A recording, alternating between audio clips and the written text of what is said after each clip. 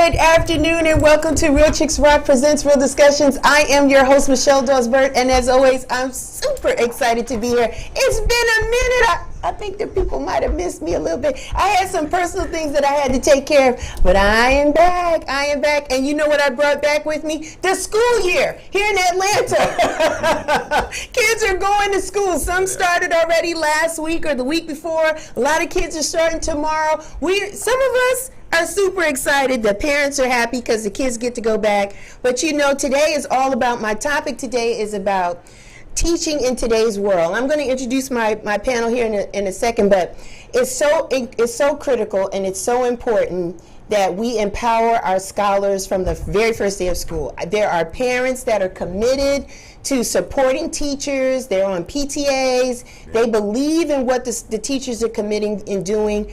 Oftentimes, we like to point fingers, and teacher's not doing this, teacher not. It's a huge responsibility. And today's conversation, I think, is important because we have not talked to teachers in a minute, and we definitely hadn't had a chance to talk to them prior to this pandemic. So for 2 years, we've had educators teaching our kids virtually. Some of them had been in a hybrid situation later in the second year, but nonetheless, it was a strenuous experience for our teachers as well as our scholars. And so we're going to talk to our teachers in just a second. Let me give a little background about what Real Chicks Rock is all about for our new listeners. It's all about creatively collaborating and connecting to raise awareness regarding the issues that impact women. And we do it by way of community service, public speaking, we do it through mentoring, we do it through the arts, and this platform, in particular, media. We've been doing it now for 6 years, or in the books.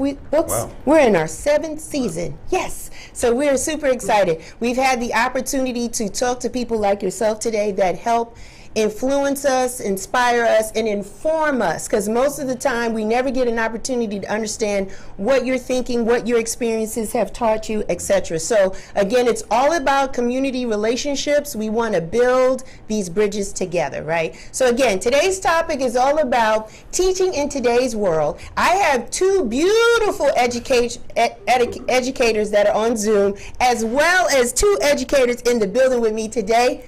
Hi. How you doing, everybody? Good. Everybody's good. I'm going to start, ladies first. Valeria, please tell the people your name, your title, and how long you've been in the education system. Well, my name is Valeria Vincent. That's right. And I have been in education for 26 plus years. And that includes early childhood all the way up through a little bit of college. Okay. I tutored some college students. Wow. Actually, I'm an adjunct, part-time adjunct with Gwinnett Tech as well. Nice. So, I forgot the That's okay, 26 years. 26 years, and what I do, I'm an educator all around. All right, fair enough. Yes. Kevin, how about you? Hi, my name is Kevin Latham. I've been teaching, I think 94 was when I started in education. Okay. I've taught elementary, middle, and high school. Nice. I served as a head football coach at a number of middle schools and at Columbia High School.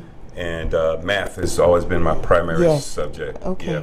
fantastic. Kind of specialty kids along that area from 6th grade to about 10th grade. It's kind of been my specialty. Okay, awesome. Thank you. Sure. Ann, good morning. Good afternoon. Ann, tell us a little bit about yourself, first and last name, title, and how long you've been educating. Hello, I'm Ann Smith. I've been educating as long as Valeria. I had her in my first year. Wow. From 96. That was my second career. I used to be a social worker. Okay. Coming into schools and working as special ed is practically half social worker, half teacher. So it went well together. Awesome. And that's what I've been doing for quite some time. Special ed teacher. I'm in high school now and I'm virtual. Nice. Lakeisha. Yes. Good day. How are you, beautiful? I am great. Thank you so much for having me. My name is Lakeisha Anderson, and I am an administrator. I am an elementary assistant principal, and I have been in education for 21 years. Nice. So I have taught everything from PreK to 5th grade, and I have worked in many different facets, academic coaches, instructional lead teachers. So I am definitely a teacher at heart, and I lead with the teachers at heart as well. Awesome. So basically for our listeners, there's nobody here that's a rookie. No. We have seasoned professionals here that have been committed to the education system. I'm going to ask you, I'm going to start with you, Lakeisha. Why be a teacher? What led you into teaching? Why did you want to do that profession? Actually, I started in corporate America. Okay. I was a finance guru in corporate America, and working with my customers and my clients, I found that many of them lack the basic skills, writing their names, completing a withdrawal slip, and that troubled me so much. And I thought, you know what, it must have dropped the ball somewhere. I thought the foundation had to be cracked, and some of these individuals, adults, had fallen through those cracks. Wow. And so I believe that may have been at the elementary level. And so that's what inspired me to be a teacher. I was driving to work one day, going down to Peachtree Street, corporate time, and they were rallying for people who had degrees to come into the teaching field. Wow. So I took a leap of faith, became what I like to call a corporate dropout, and went in actually starting as a paraprofessional. Really? Okay? I thought if I started the mayor, I'm the assistant. Yes. So I really love this thing. It's going to work. God's going to bless it. Yes. So it became a ministry. And again, 21 years later, I haven't looked back. I've been at the same school for 21 years. Are you serious? Wow, that's awesome. Awesome. In the community. And now I'm now leading and supervising the children of my former students. So that's a blessing. That's awesome. To see it come full circle. That's awesome. What city and county do you? I'm in Clayton County Public Schools. You're in Clayton. Awesome. That's awesome. They need you down there. That's awesome. And how about yourself? What led you to teach? Why become a teacher? Why did you want to become a teacher? You know, I've always been one to work with children. I started in college, PreK and that kind of thing. But as a social worker, those cases never end continuously. They go on and on and on. Teaching, at least there was some closure at the end of the school year. Right. That attracted me. So I switched fields, but I didn't know how to go about teaching and how to get in. But at the time, my particular district needed math and special ed. And they would pay for school and send us. I said, okay, I'll take special ed. Awesome. And that is how I got involved, and so much love it. I've done everything from self-contained to now virtual. So I'm having a classroom or having kids from 5th through 8th grade in one room in the middle school setting. But now I'm in high school and I'm in a virtual setting, and it is amazing. I probably would have been retired by now had it not been for this virtual. Wow. I loved it. Wow. You're still smiling. I want people that can't see us, I want y'all to know these professional teachers are still smiling after 20 some odd years. You guys love what you do. So what county do you teach in, Ann? I teach the state of Georgia. Okay. My school covers everywhere in Georgia. Wow. Awesome. Fantastic. Valerie, how about you? Why did you get into the teaching game? Why did you decide to be a teacher? So originally, I was going to be a veterinarian. Oh, wow. And so my senior year in high school, I was looking for money to go to school, and my mom or my dad, I can't remember who found it, but there was a fellowship in the state of Tennessee they were looking for teachers. And basically they said that if you went into teaching, that they would give you $5,000 a year for college. If you went into teaching, if you taught 4 years, you would basically pay it back and I wouldn't have to pay it back. I'd pay it back in service. So I said, okay, I'll go ahead and get my degree in biology. Okay. I'll teach for 4 years, pay that money back, and then go to vet school. Okay. Well, biology ended up switching over to elementary education. And I ended up volunteering. I went to Tennessee State University, and so I ended up volunteering at the Early Childhood Center on campus, and that was all she wrote. I needed to be with kids. Wow. And so from there, I worked at a neighborhood daycare and became a nanny, and so kids are just in my they're system. Just important to you. Yes. And you've done after school things and programs. Yes. You're a gamut. Fulton County is your home? Where do you? At the moment, I am a family support coach with Sheltering Arms, which has 13 centers in Metro Atlanta. But I'm in the South Fulton, one of 3 South Fulton centers, Union City, College Park area, and so we cater to families that are in Fulton County and South Fulton. However, we do have families that end up in Clayton County. So yes, I work with a lot of different families. You do, you do. All right, thank you for that. Yes. Kevin, how about you, sir? What led you to teaching? You know, I was living and working in New York City as I was a communications major at University of Tennessee in Knoxville. Nice. And it was good to be working in my field, but you know, just dealing in a corporate setting, and of course in a very cutthroat field of publishing. I had a close fraternity brother that was teaching at Boys and Girls High School, and he was really, really pressing me to consider it. New York had a program where they were helping people to get certified in education, and I was really seriously considering it.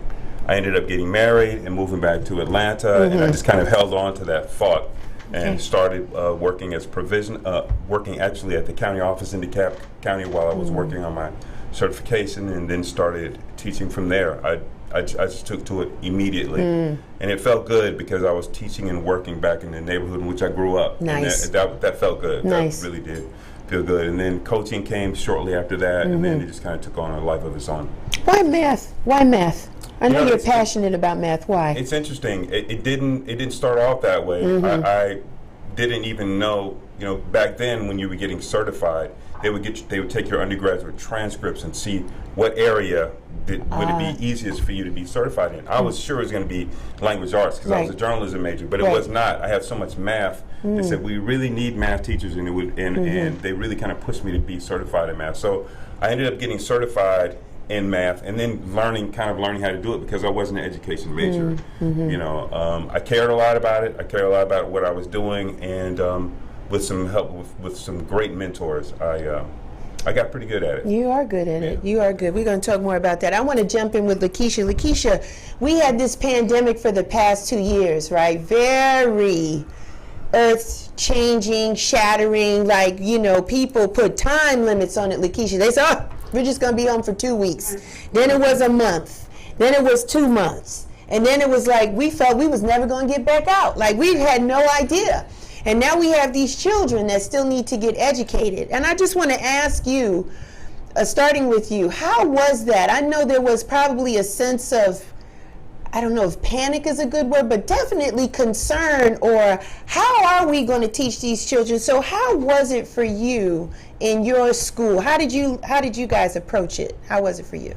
Well, first of all, I must say I have the best leadership superintendent I feel in the state of Georgia. He was very proactive in preparing his leadership teams. Nice. For what we like to call the pivot. Okay, March 13th is a date that will be forever etched in our memory when we thought we were just going home for a few days. Yes. And into almost 2.5 years. Yeah. And so we diligently rallied. We already had a plan in place. Prior to the week that we came out that Friday, our teachers had created virtual lessons. They had already prepared the students on how to access their online classrooms. So this is something that we had been preparing for once we got the news. So our pivot was not as traumatic as many had experienced. So I will attribute the first thing to our leadership as a district. The second thing was we realized at that point that we were now educating our students through our parents. Our students are digital natives. They know how to manipulate technology and use it very efficiently. However, many of our parents and grandparents and family members that were now going to be tasked with housing those students during the day while their parents work were more like the digital immigrants, right? They didn't necessarily know how to do that. So we found ourselves communicating a lot, really understanding that I was running a school and helping run a school from my kitchen table was one of those things that, but I was more readily available than I was when I was actually in the building. It seemed like we were 24 hours a day, 7 days a week for our parents and our students as far as support was concerned. We had our teachers create office hours so that they could walk parents through the steps of helping their students log on and be able to complete assignments.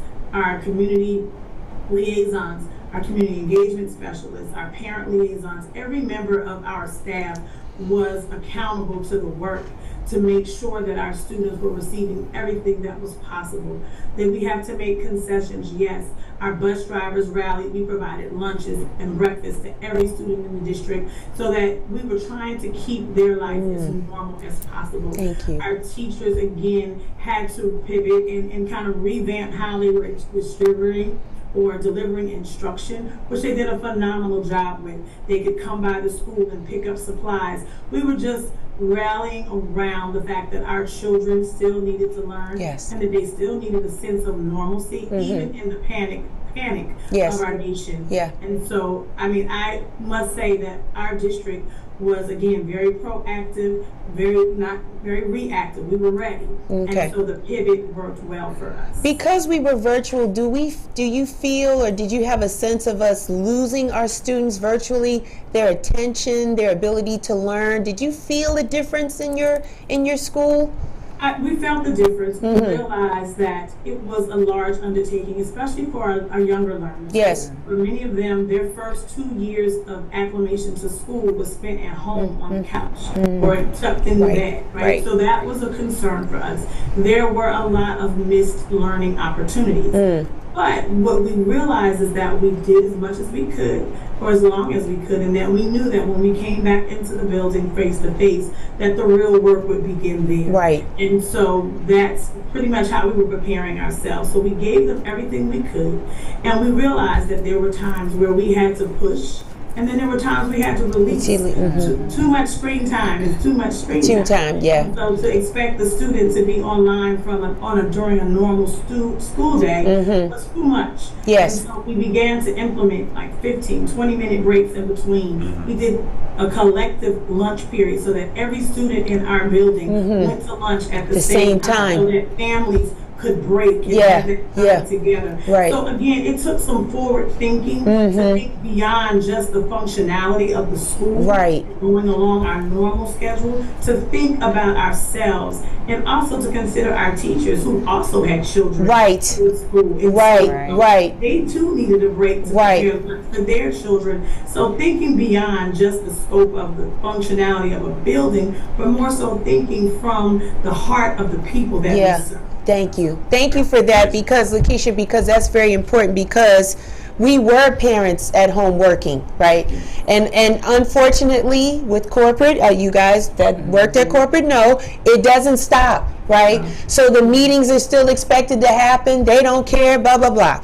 And so for us at home, productivity went up for us at home, because the expectation for parents, well, you're at home, you don't have to drop kids off. We're going to have meetings that's starting at 7:30 in the morning, and we're going until 6 o'clock at night. It was long days. And so the stats showed that productivity went through the roof for corporate America. They've got more out of their people from working at home. There was no commuting, no sitting in traffic. People were literally getting out of the bed, working in their pajamas, literally, during that time. So thank you for incorporating that balance, because it did help to understand that we could have lunch with our kids, or there would be breaks in the day that we could touch base and touch point. But it was hard, because corporate is designed to absorb your whole being. It's not designed for you to really have a work-life balance.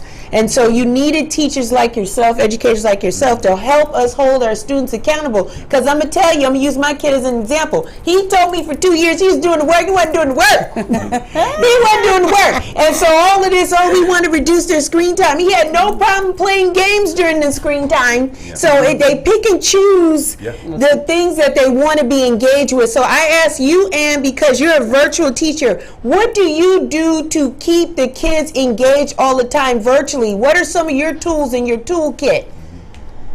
Oh my gosh, we have so much fun. Is that what it is, fun?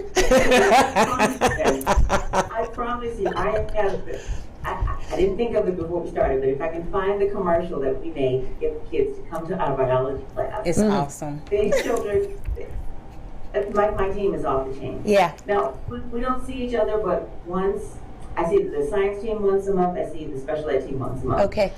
And so this is the best team I've ever worked with because we all get along so well. We don't see each other but twice a month. Wow. So we don't have that in the building drama, tension, climate, whatever can be there. Gotcha. And so we're just also happy to see you meet. And we brainstorm and come up with the craziest things. My biology team, I do the review of and vocabulary of the last session. Then we have one lady that teaches content, and she is hilarious. Got little puppets and all kinds of things. Wow. And we're talking high school now, right? Wow. And then the third tech teacher does application. So she'll whip out and do experiments right there in front of the camera. And we have, well, I was just looking at, we have 3 little shout outs from our last meeting because we beat the state in our biology score. We have the best scores that we've ever had in the history of the school this past year with pandemic even. When they went back, was this the first year they went back in person again? Yeah. Okay. They went 2 texting and they did incredible. Yeah. And some of my special ed numbers went from beginning learners to developing to beginning, whichever way it went. Anyway, we got some that went up from proficient to distinguished. Nice. And we were so very excited. Our numbers were fantastic. You guys are good. You guys are good. If I can find, I'm sorry? I said you guys are good. Your team is good. You and your team are good. They are pretty awesome. Yeah. Actually, during the pandemic, I didn't have anything to do that first year, so I studied by the pool. Also, Okay. biology certification. So I got certified in biology. Not many special ed people get the certification in the Congratulations. Because, you know, we're the creative side. But Yeah. now I'm learning how to love biology because these 2 ladies, they love this stuff. It's so much fun. What is it? I went and got certified, and it is fun. That's awesome. That's awesome. Thanks, Ann. For you, Kevin, the challenges of trying to teach. Were you still teaching students virtually? No, it's interesting to hear these great teachers talk about their experience. You know, I was already retired from teaching full time, so I was working as a math tutor in DeKalb County at the time, and all of us part-time teachers, we were all kind of laid off at the beginning of the pandemic, and we didn't return until the students returned to the classroom. Yeah. Okay. Do you feel that the students missed you? That there was a gap while you weren't in the tutoring space? How were the students last year? Not just me, but you know, most of they hired really high quality tutors. These are all, for the most part, retired teachers that came back that wanted to be involved with kids. So yeah, it was a big loss. It was a big loss, and we thought at first that we'd be able to stay on and also teach and work with kids in a virtual setting, but they didn't allow us to do that. You know, one thing I will say though that I'm seeing and hearing these teachers talk, and the teachers that I knew in DeKalb County, there was a real sense of accountability on the part of the teachers. Not a lot of complaining. You know, the circumstances are what the circumstances were. They just got to work setting up virtual classrooms. I saw some amazing work. My brother being a teacher, one of those teachers as well, just working really hard despite the circumstances to get as much as they could, you know, from the kids and to try to keep them engaged. Because, like you said, it's a case by case basis. There were some kids. It was very difficult. Very difficult. They could be very manipulative. They know how to use the system. They know Absolutely. They know how to turn off the computer. Yeah, but showing their face half screen, exactly, doing all that stuff. Yeah, but overall, I think that you know, across the board in the state, I'm seeing. I saw some amazing things being done from the teachers. For sure. Fantastic. How about for you, Valerie? What was going on? So at the time of the lockdown, I was actually teaching middle school and high school in a local private school. Wow, yeah. And so it was funny because probably less than 30 days prior to the lockdown, the headmaster told me that I was using too much technology in the classroom. Really? Look at God. Wow. So that week before the lockdown, he came to me. Well, he called me that Thursday night, and he said, "Tomorrow, I'm going to need you to get the teachers together and show them how to use that Google Classroom." Right. So I did what I needed to do, showed it to them, and I was their point person during the lockdown, and we made it through. And I think that overall, even though I know Ann's situation, I've worked with Ann, the school where Ann works, I've had children that I've worked with that go to her school. Awesome. And so that made it, I got really comfortable with the whole using the computer and Right. that platform. Right. But what I have seen and what I have witnessed, and I think the good that came out of this is that it pushed some people to come on over to be a little bit more relaxed and comfortable with using technology with the children, and and letting the children show them how to use the technology, and give them that freedom. So To Lakeisha's point, the kids do pick up very quickly. Yes. My son's taught me a few things here and there because all I knew was WebEx and Skype, a little Skype, Zoom, but then this whole Microsoft Teams just like took off, and so everything was in the Teams and everything was a chat and this, and then Google Classrooms, and then you got to go online on the apps to check the grades and the announcements and the things was missing. Everything's just virtual, and it's different. And I'm trying to tell my son now, when I was his age, it was writing on the board. You had to write down your stuff. You might have got a sheet of what the agenda coursework was going to be. But this is the new age. Everything is going to be through a portal. Everything is that. Everything, you need a laptop. You need a smartphone. You need this. You need that. It's a different time. And so, yes, thank you, educators, for helping us who don't know. Because all some of us do on our phones is play Scrabble, or is it Solitaire, or whatever, Candy Crush, and so they don't know how to maneuver through the things. But here's a general question for anyone to answer. There are always long lines to play the lottery. You see the Mega Ball, the Powerballs, 300 million, sometimes.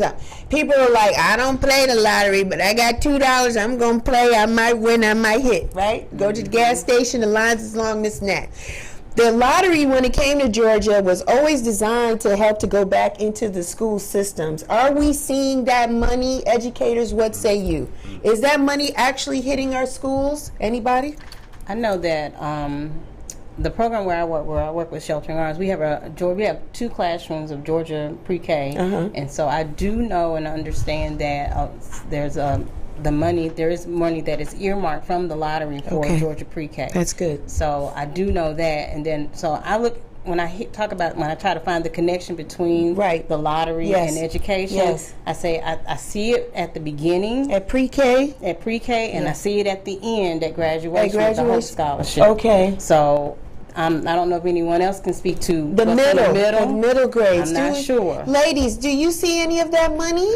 No, I agree. The beginning and the end. Yes. It's more publicized. I have 2 pre-K classrooms in my building as well. Okay. So I think that component is very essential. Even if we have a pre-K program, at least one in every elementary building, simply because we are front-loading our scholars for school. And so this way, when I look at it, 44 students leave pre-K primed and ready for kindergarten. Right. That's 44 kids that we guarantee can identify 26 letters in an alphabet. They can identify numbers from 1 to 100. And that's something that we didn't have before those pre-K lottery funded programs. So it is essential. And then also when our kids graduate, it's important that they know that there's an opportunity that is there for them to have that post-secondary education. And if they've done all that they were needing to do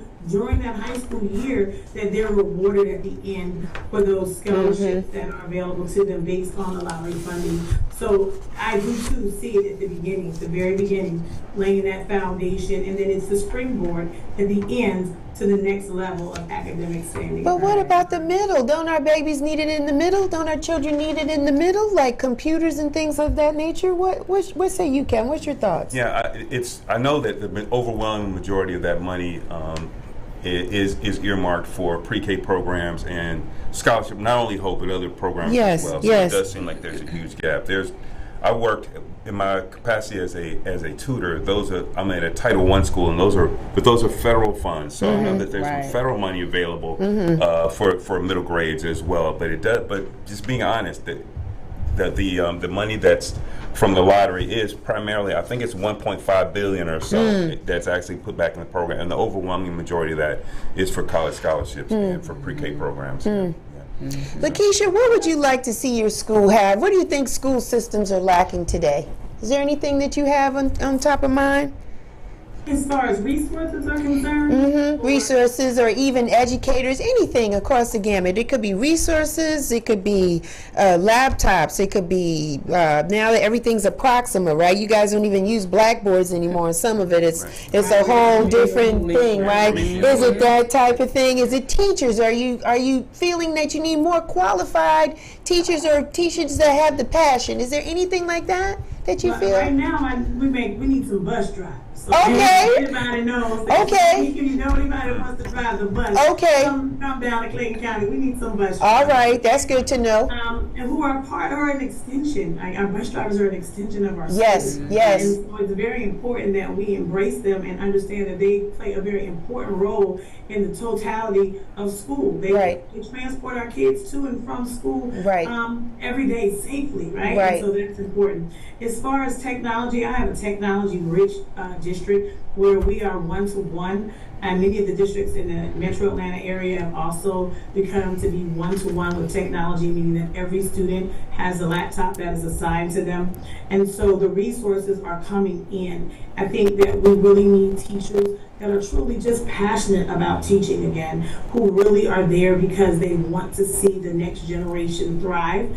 And so, of course, is a teacher shortage all over our districts and all over our state at this point in time. So those that have a skill set that really feel a passion for teaching and learning, we implore them to come out and be a part of our learning communities.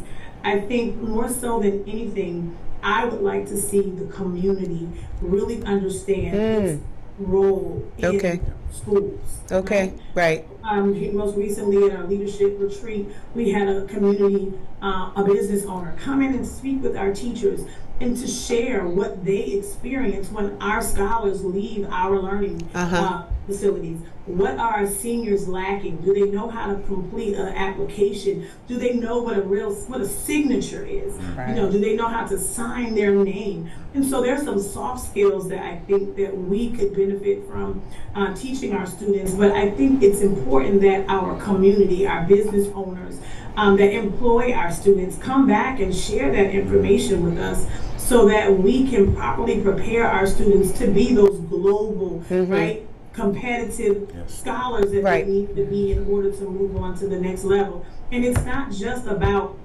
the academic piece. We need a skill set. We need those trades back in place. We do. I mean, I know I need my mechanic and my plumber, and I need my electrician when things go wrong. And sometimes that didn't require you to go to college, but it requires you to have a skill set. Yes. Right. So I think we need to go back and focus on those students who don't really necessarily have that high academic standing, but they have that intellectual understanding of how things work. And so they become the best at those trades. And so pushing those trades and finding opportunities to collaborate with community members to give our students that hands-on experience while they're in the learning process, that OJT that we used to have back in the day, I think would be essential to the success of more of our students navigating through our school system. Awesome, awesome. Joe, I saw that question, but I couldn't see it. So if you can put the question in the chat, I will address it once I go through this particular question right now. And do you have any needs? I know you're virtual, but do you find that maybe some of the students don't have laptops or internet, or are there any challenges in the virtual world for you from a resource perspective? Absolutely. Okay. Absolutely. All right. We have complete and total access to the internet free. Everybody. I agree. Set a nickel and diamond, especially in a scholastic or education space, without question. If nothing else, can you give it to us free from 8 to 6? That's primarily when kids are going to school in the morning, and then they should finish their homework by 6 o'clock. Then okay, after that, charge me a little something. Right. But from 8 to 6, let us have the internet so the kids, and let it be some strong broadband too, like not something stuff buffering all day. They're getting kicked out of the classroom. They can't keep up. So that should be. Is that something we should try to fight for? Or it's just us against these telco companies. What's happening? We can't get it. The rural communities are worse. Yeah. Their coverage are so far. Yeah. And a lot of our kids that do sign up for this program aren't in big cities, and that's where it becomes a little bit difficult when they lose that internet. something as basic as internet. Yeah. You would think there would be a little stronger situation here, but that's what we're doing. You're absolutely right, because you can go just to like McDonough, and some parts of McDonough, and it seems kind of rural. Yes. There's no bars on your phone. I don't care if you have Verizon or AT&T. There's no signal in some of these places, and people are living out there. And you're like, this is not far from Atlanta, you're thinking, but you're right. There's Atlanta, and then there's Georgia. And I know you're dealing with Georgia. You're not just dealing with us here in the city life. So you have those challenges and those opportunities. Kevin, I'm going to ask you, what resources do you think or you feel is lacking in your space of teaching? Do you think there's anything missing? Well, it's interesting because now in DeKalb County as well, every child should have a laptop. Right. And of course, that was such a huge step from where we were previously. You know, we're definitely receiving that. There's always more things we can do. There's always more. You know, we have 3D modeling in our school for our science students. Those things are fantastic. But what we need more than anything is just passionate teachers that always tell new teachers that are thinking about getting the profession, you have to love kids. You have to love students. You know, having students that are willing to. Having teachers that are willing to learn how to best use the technologies, having teachers that really see how it can help them hold the students accountable, how it can help them do quick benchmarks so they can see where their students are, because we're all deal with differentiated classrooms where there's students of all different abilities. These are all things that we have available to us. Not that there's not more things that we need in terms of technology. Certainly that Wi-Fi is a major issue, not only in rural areas, but sometimes in the cities as well. Just figuring out a way to take the best advantage of what we have and use it fully, I think it'll put us in a much stronger position. So there's definitely a need, but I don't think we're getting all that we can out of what we have. Okay, fair enough. Val, how about you? I'm going to piggyback off of something that Lakeisha said with the community support and community engagement, but also we need our families to stay engaged as well, especially with us going back in person. The families need to remain engaged with the schools. They need to remain engaged with their children. They need to just remain engaged and don't think that their children have it. Okay. Don't assume that your children have it. Always do a check-in with your child, but also do a check-in with the teacher. Do a check-in with the school in general, just to make sure that you're doing what you need to be, what is needed, what the expectation of the parent is being done on the parent's part, and also that you're inspecting what the teachers are doing, checking after what you're expecting the teachers to do for your child. So awesome. That's a good segue, because that was going to be my next question. What can we do as parents to be better engaged? Let me tell you what I do. Maybe this will help some people. As soon as they have an open house, I'm there. Yes. Any kind of parent-teacher conversation, I'm there. Yes. I see you, Lakeisha. We got you. We lost you for a second. We got you back. Thank you. And when I look at you, you look just like your sister. You ladies are beautiful. So one thing that I do is I show up, and I ask the teachers, shake their hand. I just want to understand what they're going to be teaching my son, blah, blah, blah. And immediately I say to them, it's your classroom, and I'm here to support you. So whatever it is that you need from me, please. And I give them my email, my phone number. I tell them it's better to text me and email me, because I may be in this position that I can't take a call, but I can see that you called or you text me, I can hit you back. Tell me. I said, my son is charming. He'll try to get out of some stuff. Please don't wait until it's time for grades to hit the book and he's not where he needs to be.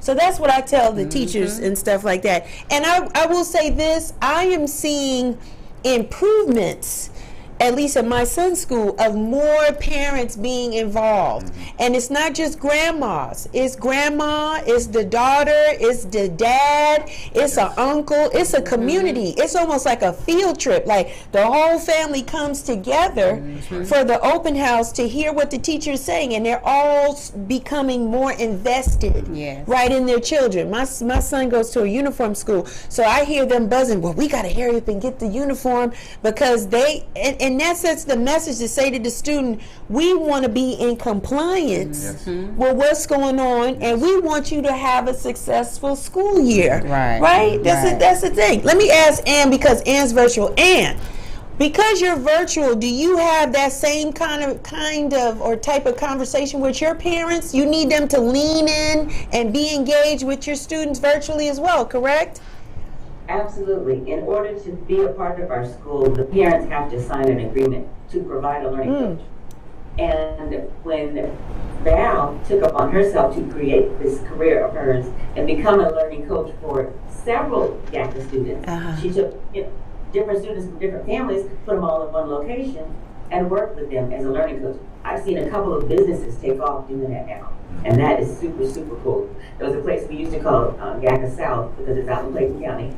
A lady's running it. She has a whole program, maybe 20 kids, and they're all enrolled in my school, but she's the supervisor there and making sure they're getting their work done. So the collaboration and the working together with the community, with the parents, and because we have to talk to the kids once a month, that's required, we generally talk to them more, but their parents are there some of those times, and they get more involved. I can say in my special ed class, brick and mortar, I can say there were some years I didn't see a parent at all. Wow. And here, I actually see them, I talk to them on Zoom. We meet in my room together. We all talk. So that it really, really brings the family together.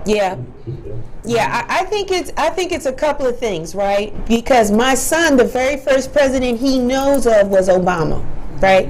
So to see a black man in office kind of does something for our children, right? They're like, man, and he had a beautiful wife, and not only did he get one term, he had 2 terms, so 8 years. And then they saw this guy named Trump, and they're like, oh my God. And then it was killings and shootings, and they're on social media, and they're seeing people in McDonald's get called out of their name, and food thrown at them, and stuff thrown at them at Starbucks, and just this whole tension of race between people, right? Between white and black and other ethnicities, and then men and women. It's just this, they're seeing it. They're not, what is going on? And I think that parents, we realize that we cannot take anything for granted, right? If you have a conference call, the numbers are up through the roof. Like, you look and you see how many people are leaning in, because we want to make sure our children are empowered to deal with this world, just to be able to succeed in this world, because it has been visible in these last 4 years that everything is not in favor for us, right? And even in a pandemic, right? Everything is not in favor for us.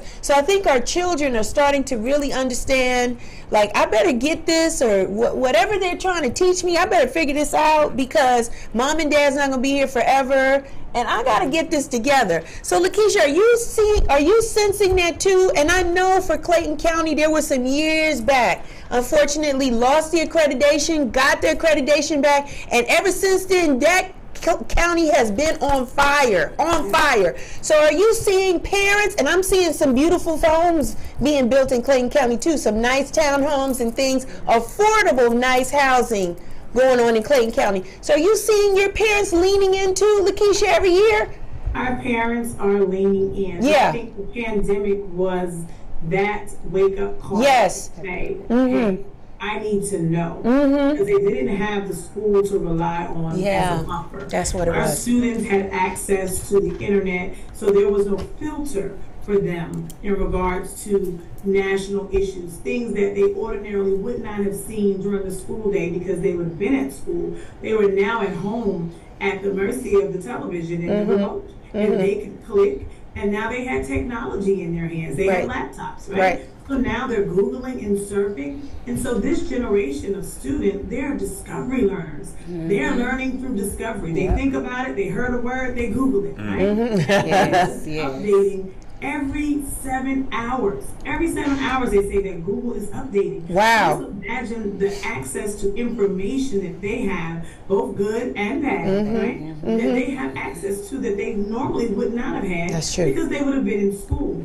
So we had to educate parents on how to appropriately allow their students to use the laptops. Right. We had to talk about digital citizenship. We had to talk about cyberbullying, Yeah. internet, and social media. Social media went through the roof for our kids. We found that kids were texting and sending messages and all kinds of things just at home because they had, again, that unsupervised. Yes, yes. My parents are at home. A large percentage of my parents are hourly workers. If they don't go to work, They don't get paid. That's right. So little Johnny is at home with grandma, and grandma's 86. Yep. She's cognizant, but she's still 86. She's 86. She don't know nothing about Instagram. She don't. Right. No. And she doesn't understand about messaging and DMs. And Right. so we had to begin to have those really courageous conversations with our parents. And the accountability had to shift Yes. from the school as the primary to our parents being the primary and us being the support. And so we had kids that would be in class, logged in via Zoom, but in a Google Doc, talking about something completely different. Right, right. So we had to find ways to manage that. And so we began to block certain sites. Yes. And things. But the truth is we need access to those sites and that information because it's a part of the learning process. But we have to teach our students and our parents how to appropriately use the resources that we have. That's why I say resources aren't always the issue, it's our use of them Yes. that really determines the success of the students in the learning communities. Right. So yeah, we definitely have seen that, but our parents are there. They like the fact that we have access. They have access to us. Yes. My parents like that they have an option of whether to log into a PTA meeting virtually because they're in traffic in Atlanta coming home, or they can actually physically show up and get the same Right, information. Right. Right. I like the fact that they can scan a QR code and now download that information Yes. to refer back to later Yeah. versus having to be there in front, in Yes. center to get that information. So I think we're just adjusting, and my district is looking at being future forward, Yes. future ready. And so what does that mean? We learned a lot during the pandemic, right? And so to abandon that information would be for naught. We need to continue to utilize that. So I still meet with my staff via Zoom, right? Yeah. Because COVID is still real. Yes, it is. I'm still, if I ran a school 2.5 years from the kitchen, right? Yeah. And I can have a staff meeting via Zoom, even though we're back face to face, Yeah. so that my teachers can get home to their students. That's right. And they can end their day. So we're making allowances as we go based on the information that we've acquired over the last 2.5 years. And that's the important part, that we are still using our data to drive our instruction and our interaction with our community and parents. Lakeisha, as soon as you become principal, I'm bringing you back on the show, okay? Yeah. All right. As soon as you become principal, I'm just going to give you the whole show. I want you to, you just on point. Yes, Yeah. thank you so much. Everybody is on point today. Kevin, I want to ask you, because you teach high school. High school and middle school. High school, middle school. Yeah. Do you feel that kids are still interested in going to college these days? They are very much interested Okay. in going to college. You still hear that from the overwhelming majority of kids. Really? In the high Okay, school. good. But what the preparation piece is the part. It's kind of like kids. When I was coaching, they say they want to go and play at these major universities, Yes. but the preparation, what is it really going to take? What is it really going to take just for you to get through high school to get the kind of the scores that you're going to want on the test, on the SAT, ACT, which is still required in a lot of schools. And then what it's going to take to develop the kind of study habits that it's going to take for you to be successful at those schools. Yes. So that's it. We always say that for a child to go doesn't mean anything until they graduate, and that's Right. what we're trying to get to. Trying to get that them there. point. But the interest is still there, very much so. Very much so. Very much so. I think the coursework is different, right? The majors are different, right? They're not teaching to say, like, nobody wants to be a project manager. I'm a project manager. Nobody's trying to really go to do that. Maybe they want to do something still in the communication space. Maybe there's a little political science. There's some CSI work, like forensics, Like, you know, whatever looks hot and, you know, is going on now, that's what we're, you know what I'm saying? Technology space, you know, drones, flying that stuff, doing, you know, so I guess these colleges, I don't know what their curriculum looks like, but I'm going to start checking now to see what it is, what the offerings are, because of the traditional classes and things are not going to be of interest for our kids. That's what I'm saying. Because it's a different time. It's got to be more technology based. What I would like to see is entrepreneur classes. Because my son has already said, he sees me sweating, wiping the sweat from my brow from working these meetings all day, and he says, Mommy, I don't want to work in corporate America. He's already said that. So I'm like, I understand that, I respect that, so we have to figure out what is it, how do we get you where you want to be? And maybe you work for corporate and maybe it's not as long as some of us have done. Maybe it's just a little bit enough to understand the style, the techniques, what's important, because corporate America is designed to succeed, not to fail, right? So they put frameworks in place to help them generate money. And if you're not going to help them make money, they're going to remove you and bring somebody else in that space. But understand how to manage people or how to be managed and how to communicate is some of the fundamental things, as we've heard from the ladies, that was missing. You know, I got in corporate America, but some people are not getting it. So I think some of those things are needed. Val, what do you say? You think that kids are still interested in wanting to go to college? I think there are some children that are still interested in going to college. However, my son said the same thing to me. Yes. What he said to you. Yeah. I'm not going to be running around here like that. I'm not going to do it. And so I said, well, we need to go ahead and get a plan together of what it is that you're going to do. I said, we're going to, but he's had the experience of me, of seeing me in my role as an entrepreneur and running to different households to tutor and work with children and being the learning coach and seeing how I've had to sit down and do my budget and bringing money in and working with my bank accounts and things of that nature. And then not to mention when we owned the store, we had the shop. I remember that. He was an integral part in that and learning how to work a cash register. So he's already like, I can do all this thing. You think I need to go to college for it? So I know he's not the only child that's thinking like that. Yeah. So he was blessed enough to be accepted at Global Impact Academy in Fulton County this year for high school, which is a STEM-based high school, and one of their goals is to make sure that the children, before they graduate, that they have received certifications. So if they want to go to college, they still have those certifications going into college. But if they don't want to go to college, we're working on, well, where can we place you with these certifications coming out of high school? So that is such a blessing. It is a blessing. Not only to me, but when we went to open house, I saw a lot of other parents that were on the same path. So, but there are children that are still interested in going to college. I just walked with a girlfriend of mine through getting her child moved into the dorms Friday. So there are children that are still interested in those traditional paths, but you got a lot of those kids that are the techies, the ones that have that entrepreneurial spirit. That they just want to. What do I have to go there? You have to go there. And as a parent, I'm gonna be transparent, because I banged on the doors for global impact. Please let my kid in, please. And it was you had to get him in at the 9th grade or something like that. I missed. I couldn't get my kid in, so I was sad. Tried to get him in Westlake. Took the test. He didn't pass. So all of these schools, at least in South Fulton, because I live in the neighborhood, okay? At least in South Fulton, there's not enough schools or the curriculum that's attractive, that's teaching our kids technology, computer science classes, even financial management. Help me, right? Because everybody want to get the bag, secure the bag, get the money, but don't know what to do with the money. We are trying, everybody that's on this call right now in this discussion, we have broken generational curses, period, end of story. The fact we are doing things differently than our parents had ever imagined to do, right? So we have empowered our children to excel and do greater things than we've done, and we want them to be able to secure and have that financial literacy that goes with it. These schools in which we pay taxes and we buy these houses and live in these neighborhoods, the houses are not bad, they're pretty good, they're nice neighborhoods. The school curriculum does not meet where our kids need to be. And so then we are charter schools and all these specialized schools trying to get our kid in, and we can't.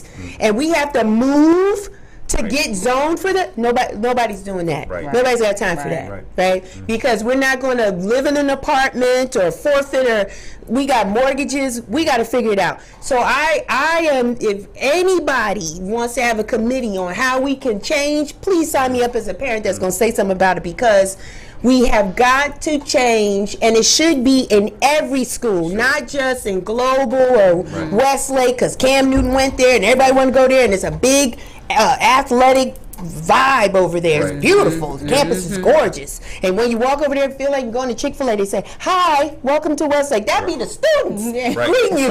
It's beautiful over there. And they're black and brown children. So our children are designed. They just need to see more of the models that it exists, because your whole demeanor changes when you walk in a building that's set up for excellence. Yes, absolutely. So that's why I tip my hat to Lakeisha, because I can see it on her. This is the first time I'm meeting her, but I can see it on her. If I go to her school, I know what it is. There's a level of excellence that tells our children there's nothing that you can't do. Sprinkle with a little faith. We always have a little faith in our back pocket, right? Because we know without God we wouldn't be here, right? So we sprinkle that on them as well. So if there's anything, I really want us to really adjust curriculums, financial wealth and management. We are in the Bitcoin age, and this cryptocurrency and all this other stuff that our kids know about and is chasing, but when they get it, what they're going to do with it? We have to teach them how to make strategic investments so that it's generational money that's going on, that we break the cycle that I had it and I messed it up and then my son has to start all over again. The other cultures teach their children to build it and keep it on for generations to come. Right? And that's where it starts. That's where it starts. And if I could just... Yes, come on in. Yes. Understand that you asked, how do we start that? Yes. It starts with the parents. We have to have a mindset shift. Yes. And so when we think about our students, the students that are sitting in our schools right now, many of them will work in industries that haven't even been created yet. But we have to change our conversation with our students. Right. My parents are going to have to be transparent. Johnny, you said you wanted to be a doctor, but you don't like science. Let's talk about that, okay? You don't like math, but you want to be an engineer.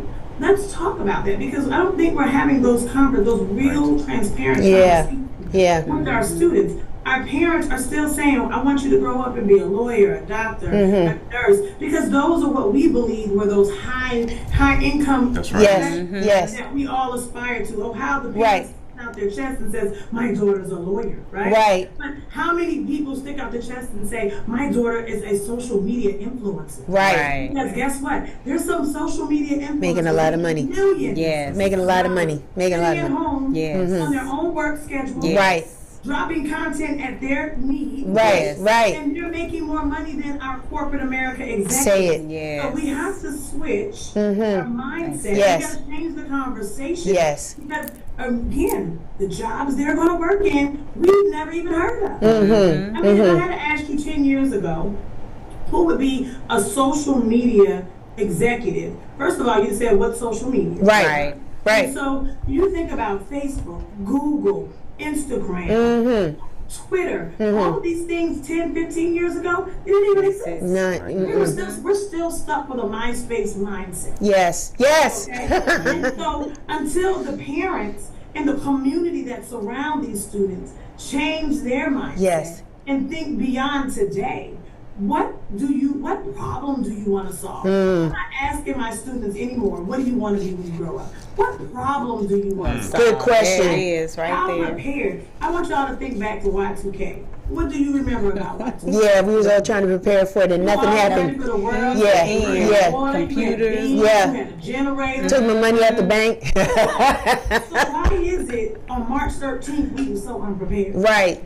Right. Because we abandon things when they don't happen the way we think. Oh, that wasn't real. Right? Yes. The truth of the matter is, we should have been preparing ourselves All this for that time. pandemic a long time ago. Long time ago. Because it was coming, and our preparation was there, but we just ignored it. We can't allow our children to ignore their preparation. Yes. Right? And so we've got to prepare them by thinking what? Future forward. Yes. Right? So what is it that a child in the future will have to be able to do in order to be successful? First, they got to think critically. Yeah. Second, they got to learn how to collaborate. They got to learn how to have a conversation. So communication is going to be essential. Right. And guess what? Most of our gifted learners, and these are the kids that are high functioning, right? Our gifted learners, you know where they fell short? Creativity. Yeah. Many of them can't think beyond the black and white. That's right. all they see is black and white. Right. The gray area is the creativity. Yes. But they miss that because no one is engaging the mind beyond what is reality. Because reality is relative. It's what you make it and what you believe it to be. Yeah. So when you think about that, we've got to change the conversations that start where? At home. Yes. What problem do you want to solve? And when you start thinking about the problem you want to solve, then you create the position to be in it to solve it. Right. So that's, I believe, where it starts. And parents have to understand their voice has power. Sitting at home wishing it would change is not going to make the difference. You want to see a different curriculum in your school? Get involved. Yes. Let's talk about it. Yeah. Come to the round table with the principal. Yes. Come to the superintendent round tables. Talk about what you think your child should need. And if you advocate for yours, guess what? And you get it, everybody gets it. Everybody gets it. Every parent in every school, in every district is doing the same thing, then we all get We're gonna get it. Yeah. I gotta stand up to the superintendent level, because I definitely do the round tables with the principal, and it's no shade against them. They're doing their best, but I just want to see more of even what they're teaching in my son's charter school in the public school setting. Everybody should be able to get the same exposure of education. Shouldn't have to run to a charter or specialized school to get it. For what we pay in taxes and what we do in our communities, it should be there, because it's up in Gwinnett, it's up in Alpharetta, it's up in these other places that is not majority black and brown people. So we know better, so we're going to fight to get better, right? That's it.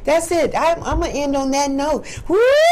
That was good. Man, I enjoyed this conversation today. Thank you. I want to thank all my guests today.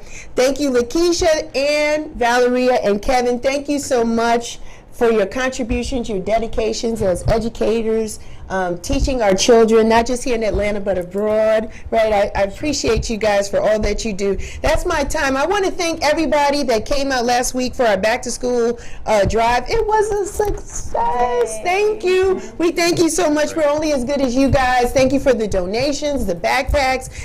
We bless people. Bus drivers stopped. APS bus drivers stopped. MARTA drivers stopped. People in their cars stopped. We gave them bags, and it was like you could just see, oh, thank you so much. We just helped. We did what we could with our community. We're so thankful. So thank you, everybody. What's coming up on the charts for us? Yes, we are going to be sponsors for House in the Park. We will have Ramon Rousseau here in 2 weeks as we talk about House in the Park. It is that time of year. It's number 18. We're super excited. We'll be doing that Labor Day weekend. So come on out to Grand Park and have a good time with us then on Labor Day Sunday. I think it's September 4th. But that's my time. But this is what we say when we always close. We say, may you live to be 100 and I live to be 100 minus a day, so that I never know that beautiful people like you have passed away. That's my time. Until next time, be well, take care, and continue to rock on. Bye. There I go, there I go, there I go, there.